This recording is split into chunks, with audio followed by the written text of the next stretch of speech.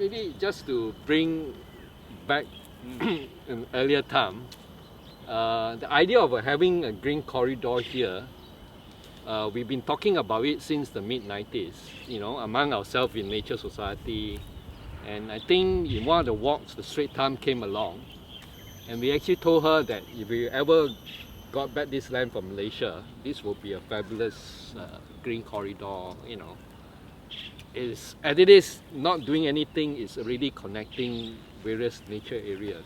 And interestingly, when we submitted the proposal in 2010, for about a long stretch of 6 months, there was complete silence from the authority. It's only a couple of weeks before the actual handover that we actually received a Facebook message from the then Minister of State, Tanjong Pagar, who is seconded to National Development, that he says he's interested in the idea as well, I think.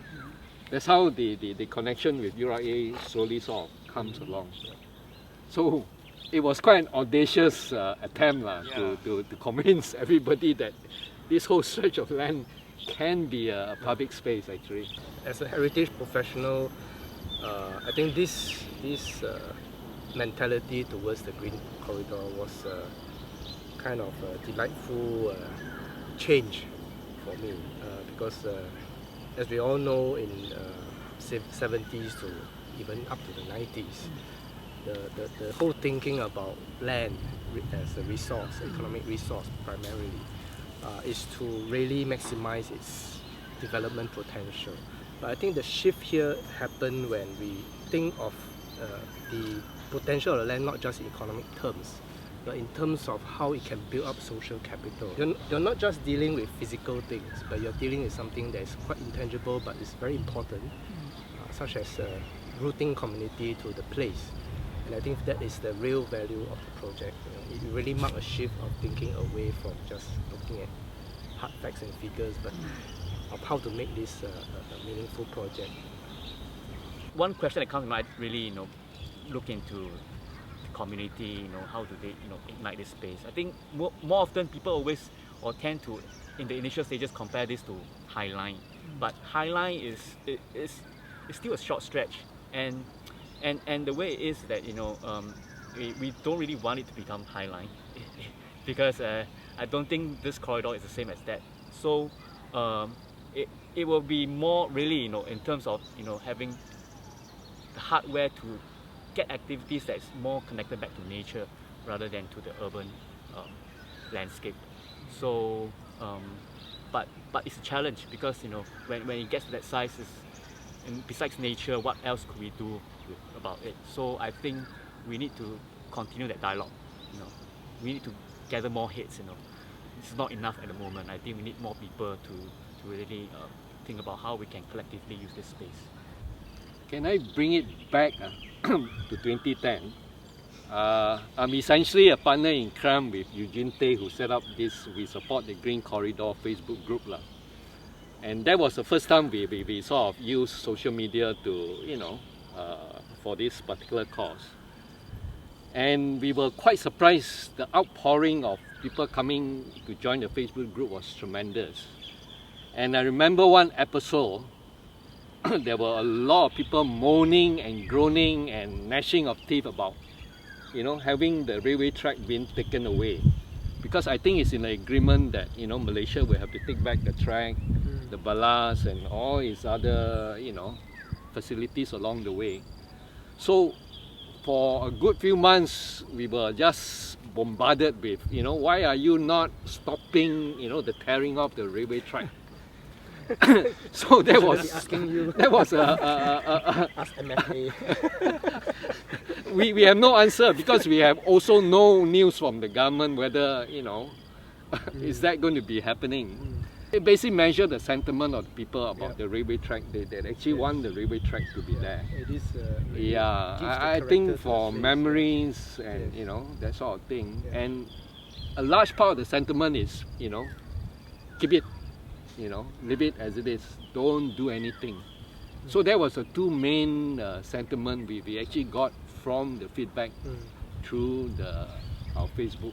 I mean, we could ask what could have been, but I think, like Celine said, we should really try to find other ways to memorialize the heritage character of this place, which I think we agree that is one of the challenges of the competition that was held.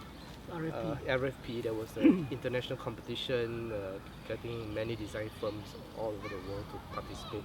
One of the things is, if the physical historical artifacts are no longer there, how do you create that sense of the place identity without resorting to Disneyland kind of thing, thematize everything and just build a theme park basically, which will not honor the memory of the place.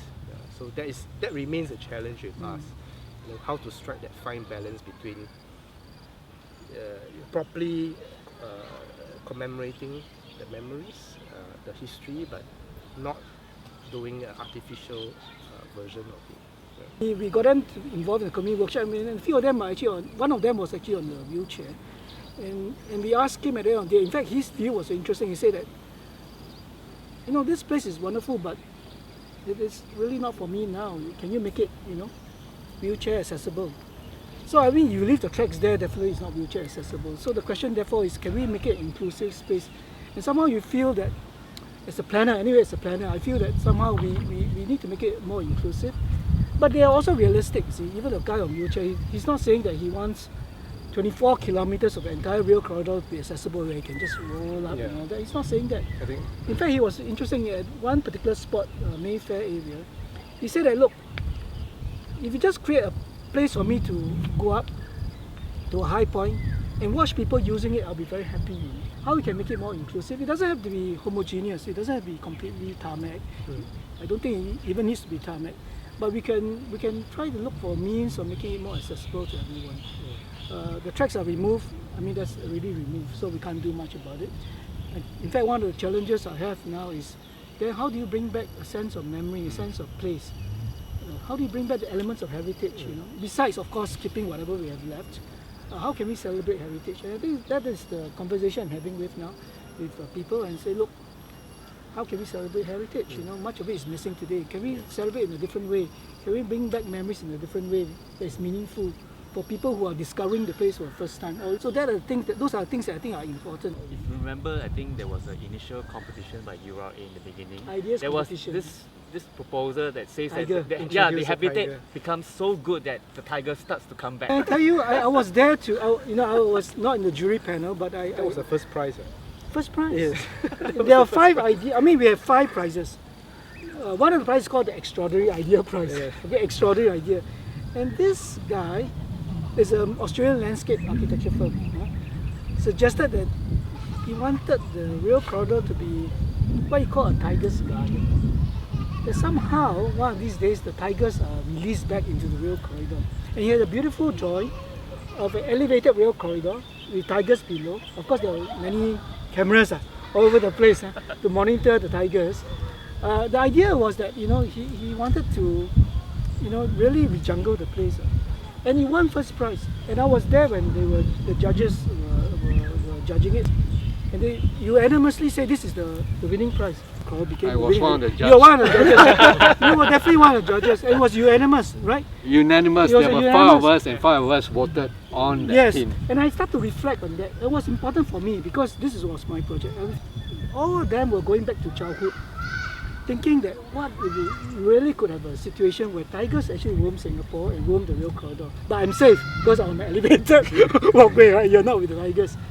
I think it was impressive because to me that speaks about this sense of discovery, sense of adventure was important to people who voted for this as a first prize. A sense of discovery, sense of adventure.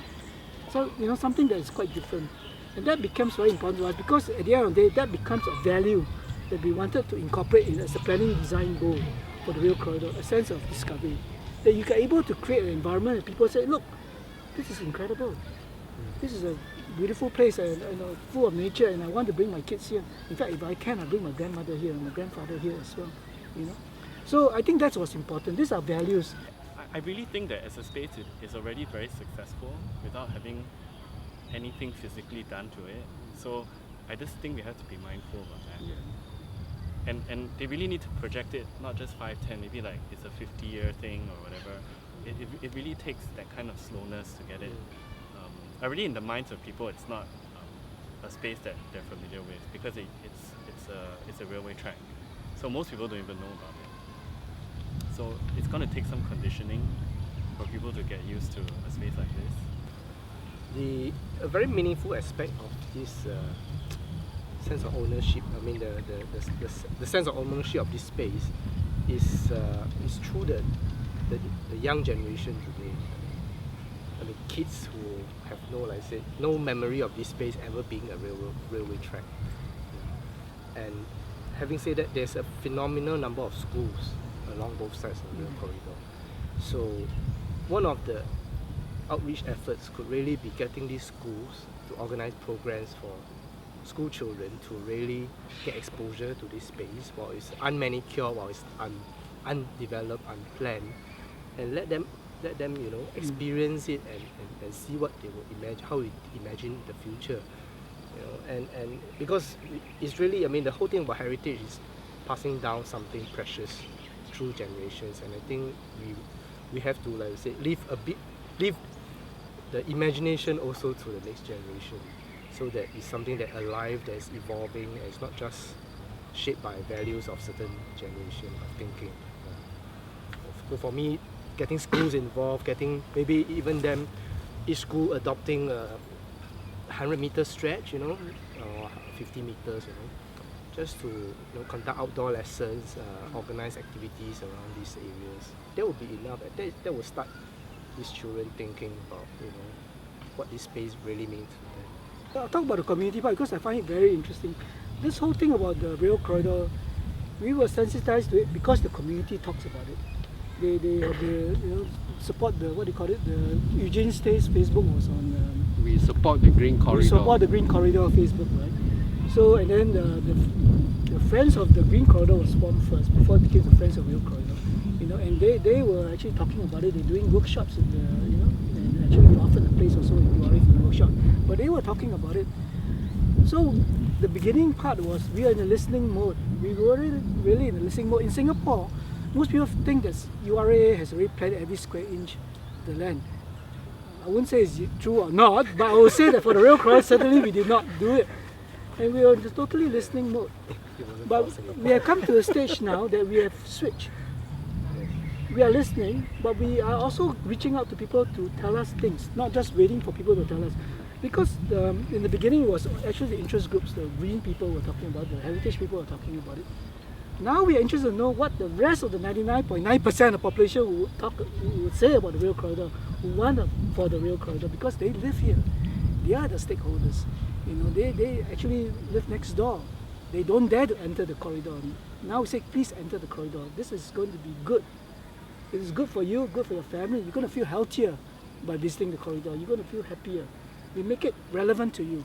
So we wanted the 99.9% of people to tell us what they say. And that's why we're moving the exhibition and we're moving the community engagement up the rail corridor. When I think back in 2010, when we first initiated it, I think it was essentially a ground-up initiative. It's the public, the community, the nature society that was organizing walks, bringing the public to the Green Corridor, and setting up Facebook group to tell people about the Green Corridor and all. And I think never in my wildest dream, that I would imagine the government to embrace the entire 26 kilometers. When we put out the proposal, I think the most we can hope for is half. But it was really a pleasant surprise that the government actually think about the entire corridor. And I would say right now, I think the drive for the future of the Green Corridor is in the government hand, in URA, who's actually doing the master planning. But I hope in the future it will be returned back to the community as a ground-up sort of space. Where the ground-up initiative along the entire rail corridor actually manage a space. So I think it's sort of a cycle. I think it's a happy cycle, and for me, it has been a happy story, a happy journey.